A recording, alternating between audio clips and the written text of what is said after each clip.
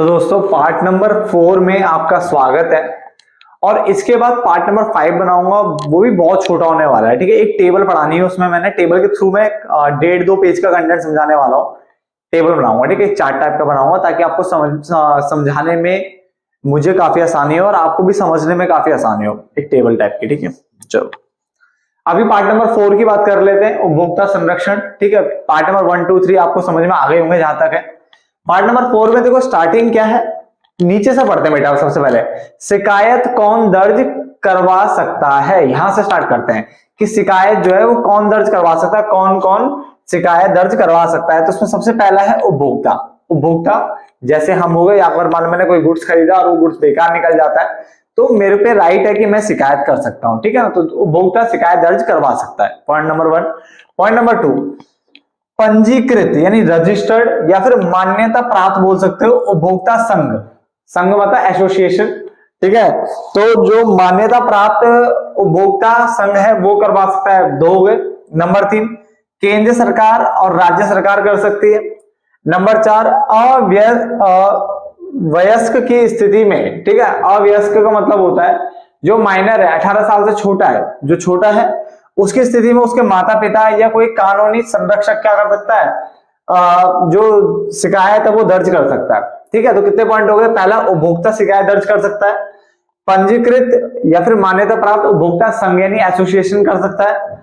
उसके अलावा केंद्रीय सरकार और राज्य सरकार शिकायत दर्ज कर सकती है। ठीक है ना, अवयस्क की स्थिति में उसके माता पिता और कानूनी संघ, यहां पे लिख दो जो 18 साल से छोटा है। ठीक है ना, उसकी बात कर रहा है, माइनर की बात कर रहा है। ठीक है ना, उसके अलावा जो माइनर है, समझ में आ गया ना। चलो उसके बाद उपभोक्ता की अगर मृत्यु हो जाती है तो उसकी स्थिति में उसका जो कानूनी उत्तराधिकारी होगा, यानी उसके बाद जो उसका वारिस होगा, जो भी कानूनी उत्तराधिकारी होगा जो वो है वो कर सकता है, या फिर जो कानूनी प्रतिनिधि है वो कर सकता है। क्लियर हो गया।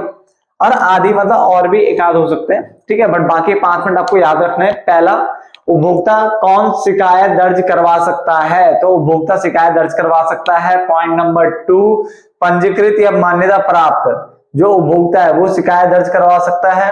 ठीक है ना, पंजीकृत और मान्यता प्राप्त जो उपभोक्ता संघ है, संघ यानी एसोसिएशन यानी। ठीक है ना, उसके अलावा केंद्रीय सरकार अथवा राज्य सरकार कर सकती है।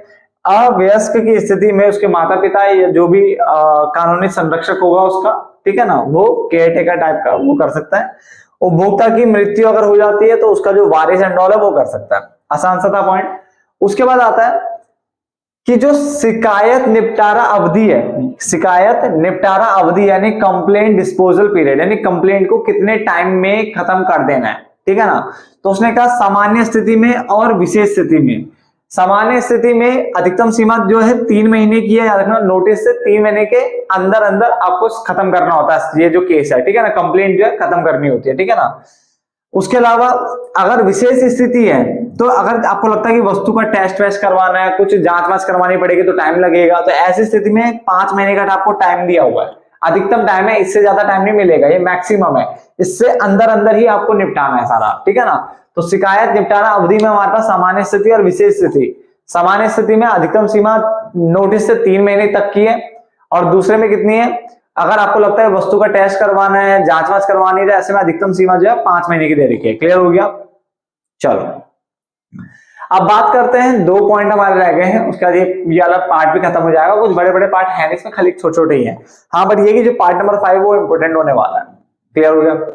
चलो आते हैं इस वाले पॉइंट पर, उपभोक्ता संगठनों एवं गैर सरकारी संगठनों। उपभोक्ता संगठन और गैर सरकारी संगठनों द्वारा किए जाने वाले प्रमुख कार्य कौन कौन से हैं। तो पहला कार्य यह है कि प्रशिक्षण कार्यक्रम चला रहे हैं। बेटा क्या चला रहे हैं, प्रशिक्षण कार्यक्रम चला रहे हैं, यानी आम जनता को उपभोक्ता अधिकारों के संबंध में शिक्षा देना। तो प्रशिक्षण कार्यक्रम चला रहे हैं जिसमें ये आम जनता को उपभोक्ता के अधिकारों के बारे में जागरूक कर रहे हैं, बता रहे हैं, शिक्षा दे रहे हैं, इस टाइप का काम कर रहे हैं। ठीक है, ये कौन कर रहे हैं, गैर सरकारी संगठन कर रहे हैं, उपभोक्ता संगठन कर रहे हैं। क्लियर हो गया।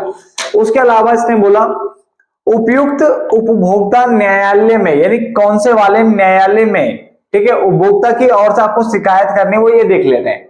यानी जैसे अभी मैं अगले पार्ट में जो पढ़ाने वाला हूँ वो यही है कि 3 तरह के जो आपको स्तर दे रखे हैं उसके बारे में पढ़ाने वाला हूँ। तो उपयुक्त उपभोक्ता न्यायालय में यानी कौन सा उपयुक्त रहेगा इस शिकायत के लिए, उसके लिए उपभोक्ता की ओर से शिकायत दर्ज करवा सकते हैं ये, ठीक है ना।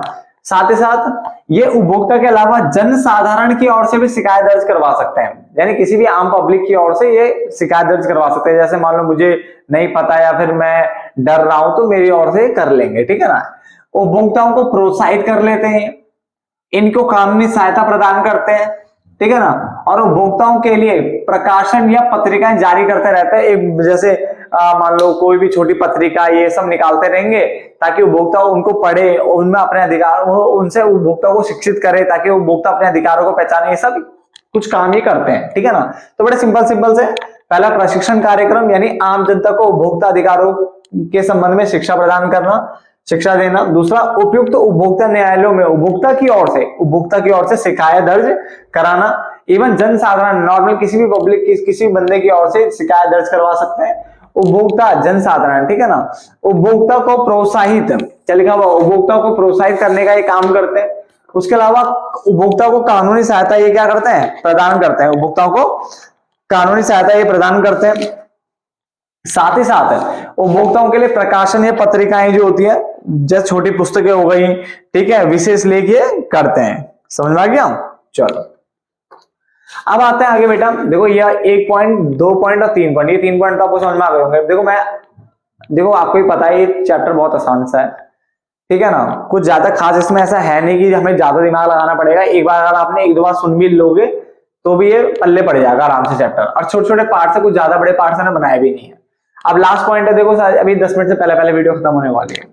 उपभोक्ता संरक्षण के उपाय एवं साधन। उपभोक्ता संरक्षण के उपाय क्या है? उपभोक्ता संरक्षण तभी कर सकते हो जब आप उपभोक्ता को जागरूक करोगे। तो उपभोक्ता जागरूकता के द्वारा उपभोक्ताओं के संगठन बनवाओ, इनका भी संगठन होना चाहिए, ठीक है ना, ताकि मिल करके आवाज उठाई जा सके। तो उपभोक्ता संगठन, उपभोक्ता जागरूकता लेके आओ। साथ ही साथ सरकार ऐसे ऐसे नियम कानून बनाए जिससे उपभोक्ताओं को हम क्या है, संरक्षण प्रदान कर सके, उनको बचा सके, ठीक है ना। तो सरकार के द्वारा इसको बना के लिखना बेटा इसको, ठीक है ना। तो उपभोक्ता संरक्षण के उपाय एवं साधन में सबसे पहला है सरकार। तो सरकार नियम अधिनियम ला करके, ठीक है, कानूनी उनको क्या सहायता प्रदान करके उपभोक्ता संरक्षण को बढ़ावा दे सकती है। मतलब उपभोक्ता को बचाना एक तरीके से, ठीक है ना, किसी भी धोखाधड़ी एंड ऑल से। उपभोक्ता संगठन हो सकता है, उपभोक्ता जागरूकता की मदद से आप उपभोक्ता संरक्षण ला सकते हो, ठीक है ना, यानी उपभोक्ता बचा रहे ऐसा कर लोगे। उसके अलावा व्यावसायिक संघ, बिजनेस का अपना एसोसिएशन वो हो सकता है, या फिर व्यवसाय द्वारा स्वतः व्यवस्थित होना, क्या होना, यानी व्यवसाय द्वारा स्वतः, एक बार चेक कर लेता हूं पॉइंट को, ठीक है ना, व्यवसाय द्वारा स्वतः व्यवस्थित होना। एक बार चेक कर लेता हूं सारे पॉइंट को।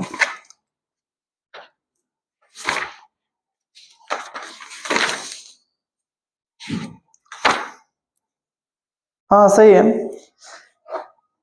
ठीक है। तो ये 5 ही पॉइंट है इसमें, ठीक है ना। पहला आपका है व्यवसाय द्वारा स्वतः व्यवस्थित होना, यानी व्यवसाय जो है सेल्फ रेगुलेशन बाय बिजनेस, ठीक है ना, ये लिखा हुआ है। दूसरा व्यवसाय का हो सकता है संघ हो जाए, व्यावसायिक संघ के थ्रू भी उपभोक्ता संरक्षण को बढ़ावा दिया जा सकता है, उपभोक्ता जागरूकता के द्वारा किया जा सकता है, उपभोक्ता संगठन बना करके किया जा सकता है, ठीक है। और सरकार के द्वारा, यानी सरकार खुद से चाहे तो उपभोक्ता संरक्षण को बढ़ावा दे सकते हैं, उपभोक्ता को बचाना, ठीक है। सिंपल से पॉइंट में ज्यादा डीप जा ही नहीं रहा हूं क्योंकि ये पॉइंट इतना डीप पूछेगा भी नहीं बेटा।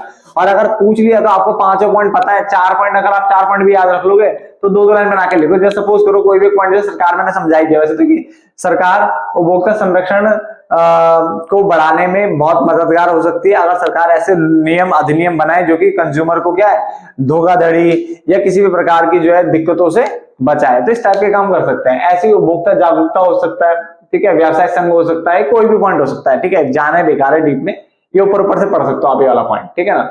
बाकी ये तो सीधा वन वे, मतलब एक बार पढ़ोगे वैसे याद रह जाएगा, ठीक है। ये बेसिक से पॉइंट्स है सारे जितने भी हैं, क्योंकि इस वाले पार्ट में कुछ भी ऐसा खास है नहीं कि जिसको डीपली समझाया जा सके। जहां पे डीप समझाने की बात होती है, मैंने आपको पता है पूरी बिजनेस मैंने आपको कराई है, जहां पर आपको मुझे लगता है कि बताना चाहिए वहां बता देता हूं। और हमने कोशिश करी है ज्यादा डीप ना भी जाने की, क्योंकि ज्यादा डीप जाके फायदा नहीं। हमें इस तरह से कंटेंट को पढ़ना है कि हमें वो कंटेंट याद भी रहे, ठीक है ना, वो हमें कंटेंट याद भी रहे और हमारा जो है इस तरह से नोट्स भी बन जाए कि यार हमें ना डर भी ना लगे यार कि हमने फालतू इतना सारा लिख दिया, किसी काम का नहीं था।